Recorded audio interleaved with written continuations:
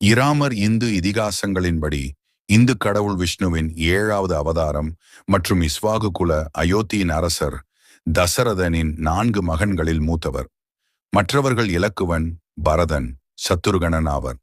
பொதுவாக இராமர் 12 இலட்சம் ஆண்டுகளுக்கு முன்னர் திரேதா யுகத்தில் பிறந்தார் என்று குறிப்பிடப்படுகின்றார்.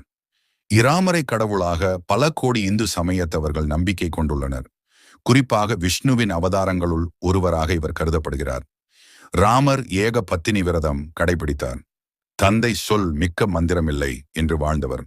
இராமனை அவதாரமாக கருதாமல் சிறப்பானவராக கருதும் பிரிவுகளும் உண்டு. ராமர் என்ற பெயரில் மன்னர் ஒருவர் இந்திய வரலாற்றில் இருந்தாரா என்பது பற்றி பல ஆராய்ச்சிகளும் கருத்து வேறுபாடுகளும் உண்டு. கம்பரால் தமிழில் இயற்றப்பட்ட இராமாயணம் கம்ப இராமாயணமாகும். இது சிறந்ததோர் தமிழ் இலக்கியமாகும். கம்பரின் இராமாயணம் வால்மீகி இராமாயணத்திலிருந்து பல இடங்களில் வேறுபடுகிறது.